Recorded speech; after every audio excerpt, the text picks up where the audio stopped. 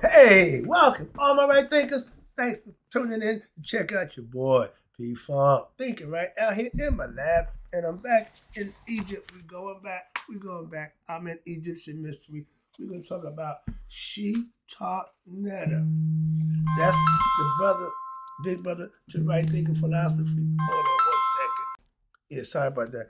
We are back, and we're gonna talk about the gods and goddesses of Egypt. We call it Paut Netaru, the tree of Netarian god and goddesses, the branches of Netarian theology. This is gonna be some fun. I got a few books here. Now, this is what the tree of life concept. And on here is three different concepts: Anuian, Wasetian, and Memphite. I'll break that down for you, but this is the family. These are all gods. But guess what? These are all aspects of your character. That's the best part about reading that book of wisdom. It breaks down esoteric teaching. I've been doing that since I started. Now, hopefully, you can start understanding it a little different. Let's go. Rightism, 25 rules to live by. Storytelling, story with a message. There's always a message in my stories from life. I give life lessons. You tune in and receiving them. I appreciate you. We got a good thing going. Let's do what we do. Right thinking mission, and I'm on it, is to enlighten, inspire, educate, and motivate you, the individual, to a higher spiritual level of enlightenment. Right thinking way of life, mental and spiritual discipline, practice daily, will help and guide you to obtain your goal of reaching spiritual enlightenment, aka know thyself. My mission is that all right thinkers know thyself. If you're a right thinker, your goal is to know thyself. See where we're going with this? Let's get that together. So I asked the question, do you know you? You well run through. That's what I do. It's rhetorical. But if you don't have the answer for yourself, tune in. I got you. A person who knows not and knows not that they know not is foolish. Disregard them. A person who knows not and knows that they know not is simple, but you can teach them. That's why I do what I do for you. I appreciate you too. Stay tuned. I got more for you. A person who knows not and believe and think that they know is dangerous. Avoid them. I do. A person who knows and knows not that they know is spiritually asleep. I'm a spiritual alarm clock here. I can wake you up with knowledge of self. That's what I do for you. A person who knows, and excuse me, yeah, a person who knows and knows that they know is wise. Follow them. All these persons reside in you. Right thinkers know thyself and to my yacht be true. Right thinkers, P-Funk philosophy. Today is going to be the branches of the Netarian theology. Netarian is the real name for right thinking philosophy because that's what I practice, that's what I mastered. So I'm going to give it its title and I'm going to roll with it. But this is what the tree of life looks like for them. I try to show you on a bigger scale. You see, it says A, B, and C. You have three different creation stories from these three different places in Egypt. Okay, that's what they're showing you. But everybody's goal was to get you to what? Know thyself. From any area, the goal was the same. Let's talk about the Paut Netaru, which is we know as the family tree of Netarian god and goddesses, meaning male and female aspects, concepts of your character. It says here, the branches of the Netarian theologies, again, theologies, concepts. In the center of the slide above I just showed you, you can see what you couldn't see because it's too small. But they got the Ra tradition, known as the Anuian. Where's my book at? Not there. Okay, right here. Anuian theology, that's the one. This was the Memphite theology, okay? And then I got Ra, which is the three different concepts. But we're going to deal with all of them as the one. Now, these are three branches. You got the Anuian theology, traditional, which is A, that's represented by Ra. Then you got Ptah theology, tradition is identified by B. And then you got Amun theology, or the tradition by C. Sound familiar? Amun, Ra, Ptah. Okay, the slide illustrates that the Anuian theology gave rise to the divinities in both the branches of the Waset, which is thieves, and the Menfer, which is Menphite theologies, where you have you got Amun and you got Ptah. Thus, the divinities from the Patah theology arise from the Anuian theology, and the divinity from the Amun theology also emerged from Anuian, meaning the first time theology. In the Assyrian tradition, which is Ra, is in another branch which also emerges from, Anuian theology. So the Assyrian tradition, that theology is based on the divinities we know as Asar, Aset, and Haru, or Osiris, Isis, and Horus. That's the spirit that's in me and you. That's the Christian concept that they say they didn't steal, they didn't plagiarize. They came up with that idea all by themselves. Moving on. All right, but that's the concept. It says it's from this tradition that the Christian myth also developed, whether they admit it or not. 4,000-year differences, though. Okay, understand that. But this slide illustrates through there are many gods and goddesses in the Netarian theology. Pay attention closely. We call them Netaru. Netaru. With a U, that means more than one. Like Elohim is plural for y'all Christians or the Jews. Okay. One, El, God. The Neter is one God. Netaru is many gods. Okay. But they all come from the what? Emanate from the one single we call supreme being, the virtue, the absolute, the all, whatever God. We didn't have the word God in the ancient times, so that wasn't the word that we used. It was Neter. Okay. Nebercha. Okay. And the group of gods from the god and goddesses, we call them the Pa'u. Pa, P-A-N-U. The group of gods of what? Male and female god and goddesses, or they call the Pa'ute, meaning a group of gods and goddesses, plural. Okay, these are all elements. The first five is all elements. 6 is the spirit that's in man. It starts from there. But all the gods and goddesses all emanate from the everything comes from the one. Again, that's the first thing you got to realize. George told us that 50 years ago, and he knew something about this stuff too. I love that guy. So if anyone refers to the ancient Egyptian, or what we call it African religion, they didn't call it religion, it was a way of life, okay, a philosophy that we practice. And they call it polyistic.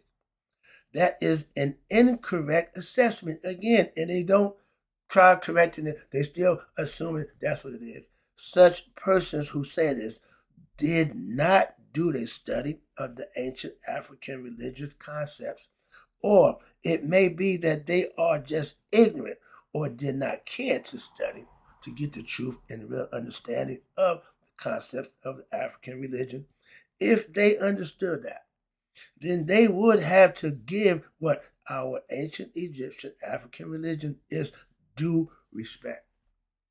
Because the knowledge was stolen, repackaged, and sent back out in one's understanding, they can't give it to us. They can't get it credit. But with respect to those in other religions who propagate this erroneous idea of polytheism, their acknowledgement of the truth would require them that what they'd have to admit that they are not the only ones with the so-called elevated monotheistic notions of one God or have the advanced conception of religion. Y'all are the newest boys on the block when it comes to God knowledge. So what makes you think y'all got the lock on anything, Christians? It would mean that what someone else is as civilized as they are. Modern, we not the most. No. Again, no. And maybe even more advanced. We have ancient civilizations that are way more advanced than we are right now. Okay, that's been proven. But this realization is hard for them, for those degraded, egoistic personalities to accept. Simple. Man's ego won't allow that. Okay, don't make a difference. So their reaction is often to what? To denigrate, disparage, marginalize, and ridicule anything contrary to their beliefs and ideas and concepts, so that what? They may now continue to feel what? Good about themselves. Yep. Any egoistic person got one thing they want to feel good about themselves. Don't give a damn about nobody else. That's what religion do.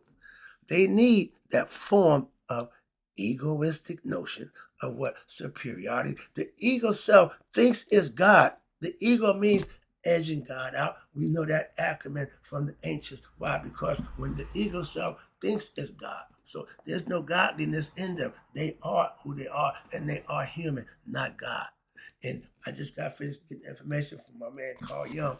He did the hospice, studied the consciousness, people knowing they died. He said, and one thing he knows in all of them, the ego took a back seat. The ego will acquiesce. Why? Because it ain't all of that. Once it realized that, it got to humble itself. And he said, everybody to a person, ego receded and let the conscious do what it does.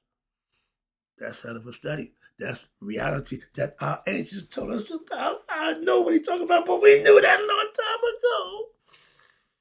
Love that guy. Just got finished checking him out. I'm in the rabbit hole. Okay, but let's deal with this right now. I'm back in Egypt. Okay. Now, Carl Jung was in Egypt too. Shh, don't tell nobody. But again, they need a form of ego to feel good about themselves. Why? Because to compensate for their low self-esteem, ignorance of their higher self, and they have a low culture of human development that is based on belief and material accomplishments, which is materialistic world. That's the world in which we live in now. Pay attention. This is where I get good. It is fitting that the Western religions should be based on histocracy of the myths, which are the Western religions, because y'all misinterpret the myth and you try to make the myth literal. It don't work that way. Nobody can die for 3 days and come back. Nobody can resurrect after being dead. So that don't work literally. It's all mythological and educational purposes to teach. But this is the Western perfection of what the materialistic world and nature of this society in which we be governed by right today.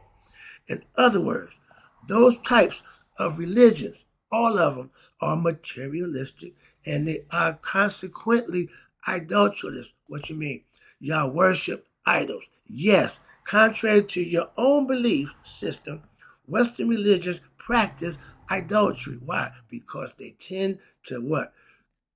Contrentalize. Contrenticize. God damn it. Concretize the divinity.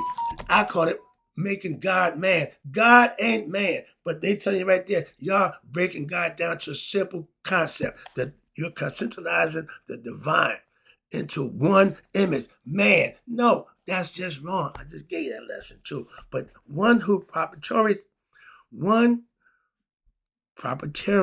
culture, one sacred sculpture, etc. Y'all think what y'all say is it. That's it. But this act of confining God into a materialistic concept is idolatry. You're making God man. God can't be man. He's spirit and consciousness. That's it.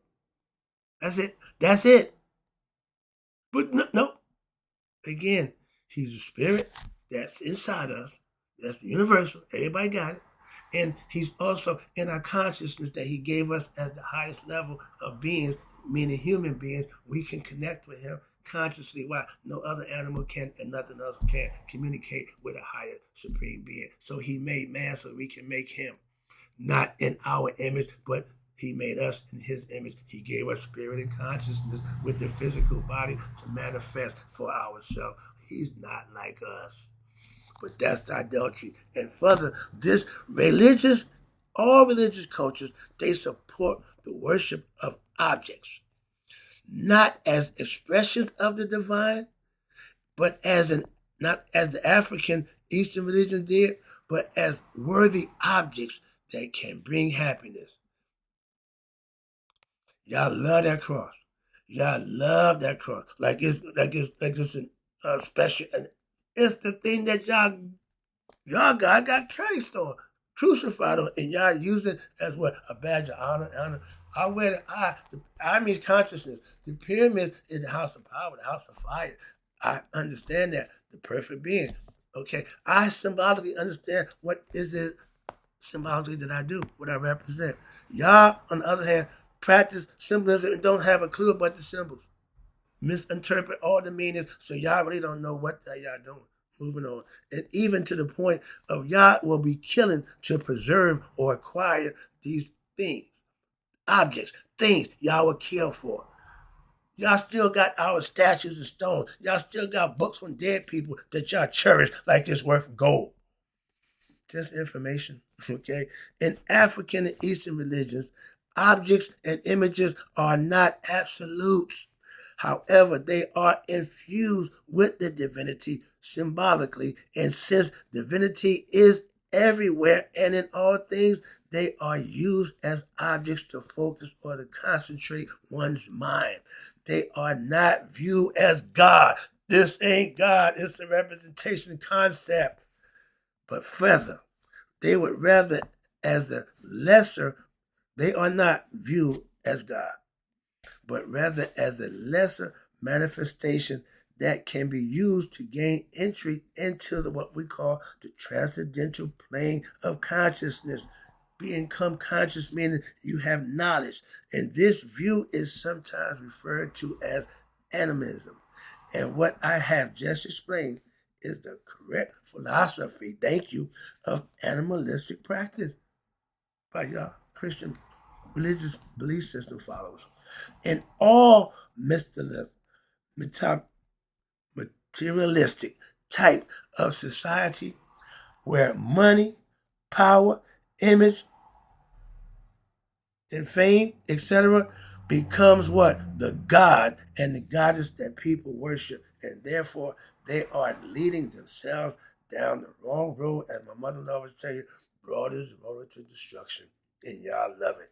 And what pain and frustration leads, that's what the materialistic world, that's where it leads to. Pain and frustration.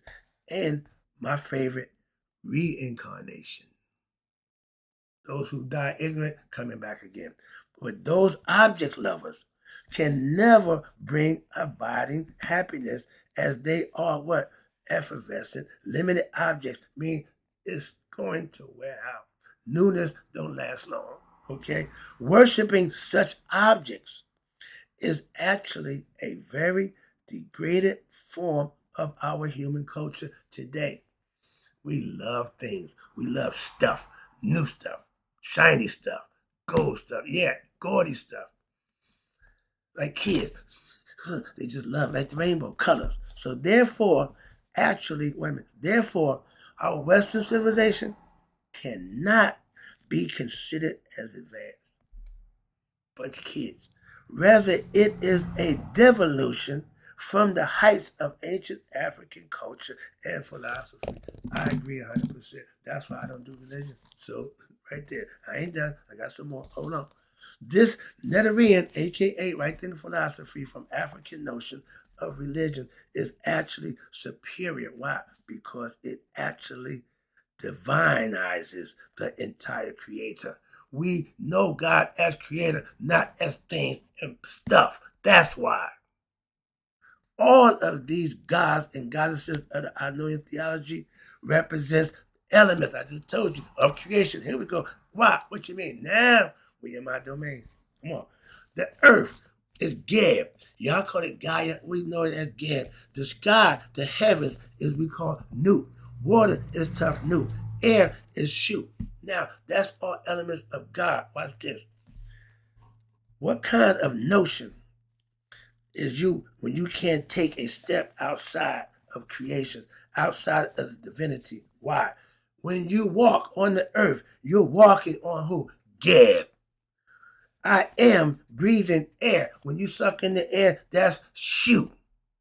You can't see it. We give it name. We know what it is. Why? Don't breathe it for 4 minutes and see what happens. You will lose consciousness. In 2 more minutes, you will lose life. Moving on. I look out at the sky. Look up. That's Nut. Call the sky Nut. We gave it a name. Where is divinity not represented? Nowhere. We knew that all the time. God is in all things and everywhere. Y'all took it and made God materialistic. And that's what they're telling you. And watch this. So the entire creation is what? The temple did, which is what? Us. What is not readily visible is, to she taught, the hidden divine self. That's God, Amun, the hidden one inside his creation. His hidden. You had to find him. That means you had to go and search of what? The journey of life to find yourself and know thyself before the life is over. That's the moral concept of purpose of this life, not to become rich and famous. And what we see here, okay, what we see, we call it best. Best is the meaning of outer image. We cannot see Amun, the hidden one. Why? Because the hidden divinity is transcendental, and we cannot see that which is what? Mortal. We can't see that with our mortal eyes, yet it sustains that which is visible in this time and space of reality. So this is the same philosophy that occurs where throughout all the African religion generally, everybody had the same understanding. Three different places, three different concepts, but the same. Watch this. But this is what the Western scholars call lesser beings. Those lesser beings in African religion are what? What they call your lower god and goddesses. These lesser beings are what? Are to be propitiated, perpetuated as what? They can lead you, the aspirant or the initiate, into this understanding of the higher supreme being who is the source of all. We know it in this country as God. So now in Western culture, you do not have lesser beings or gods and goddesses per se. Why? You are supposed to revere God, or y'all call it Jesus, directly. That's your philosophy. But you cannot be as good as Jesus. Mental problem, misinterpretation, and wrong. But there is really no one who can be as perfect as Christians would like to what? Achieve communion with Jesus.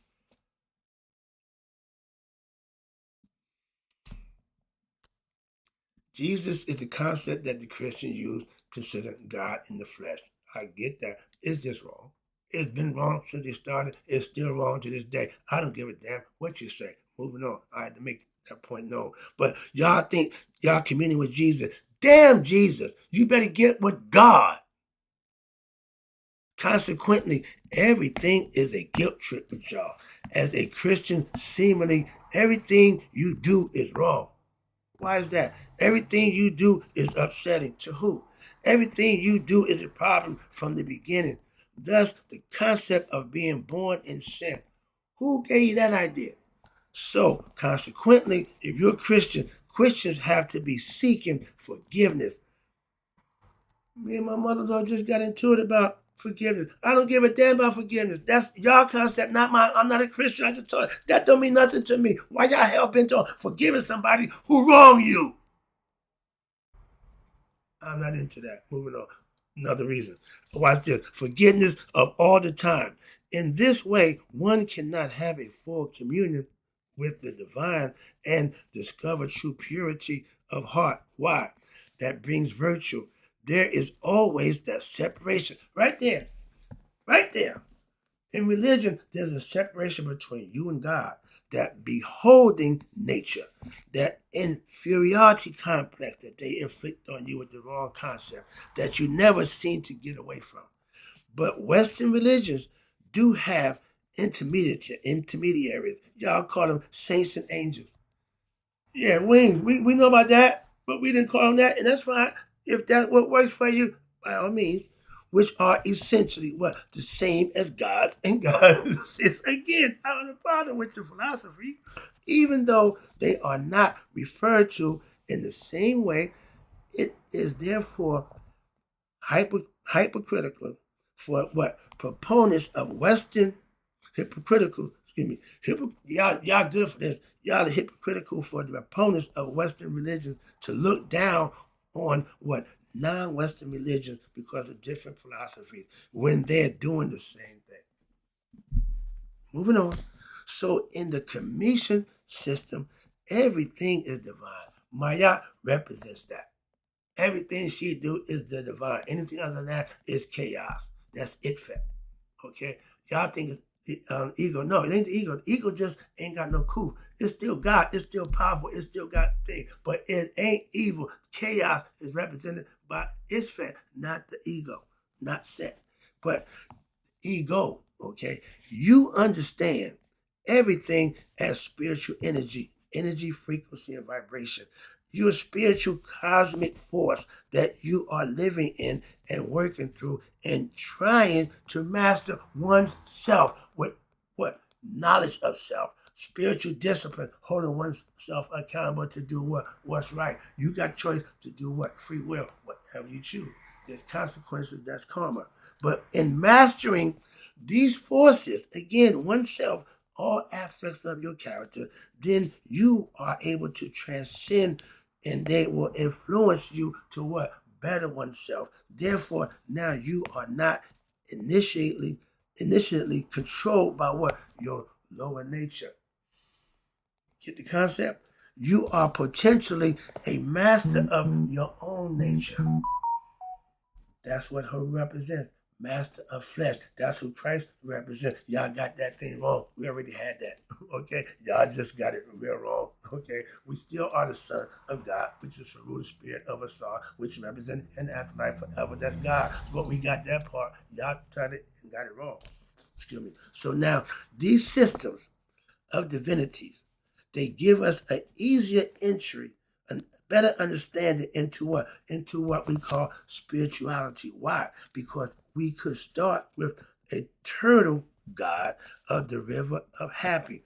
The turtle in North America is God's calling card. Why? Because it represents the 13 months of the year and the 28-day menstrual cycle for the moon. They got that concept from nature. They live in harmony with nature. We try to compete with nature. We call it happy in the Nile Valley. And then that leads us to what?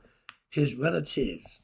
And ultimately to the supreme being, him or herself. Again, we don't see God as one. God is both male and female. The spirit Haru is the great he-she, meaning it's male and female in one. Again, we understood all that a long time ago. Moving on, wrapping it up. I see the clock. I'm about to take it. Perfect. I got that in. Now, furthermore, let me wrap it up, taking it home with this one.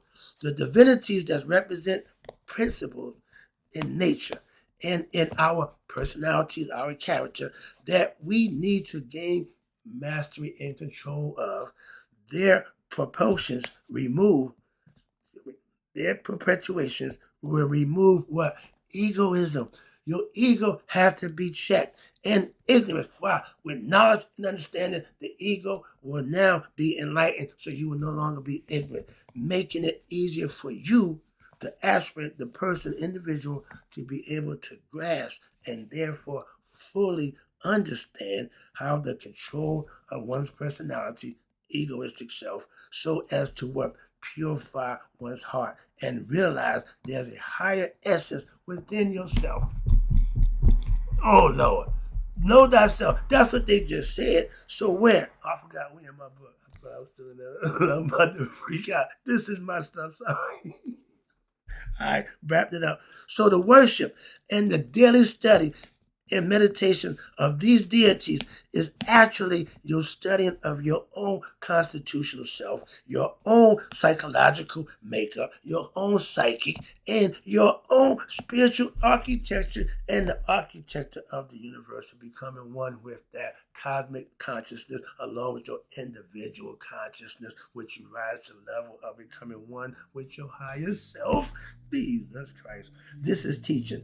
It is a scientific proof and approach to what? Allow every person to perpetuate, to gain conscious of becoming one with the divine, leading them in an evolutionary, elevating process to be able to discover the supreme being for themselves. So this is not degrading religion at all. Actually, it is an advanced religion that you can practice and live by and make it to the next level in the afterlife, as we called it.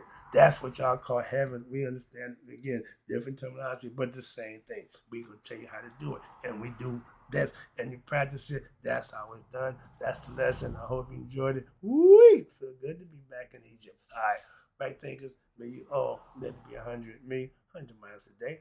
But So I'll never know that my right thinkers. So now we back in Egypt and learning about the family tree, the Netherrean god and goddesses have passed away.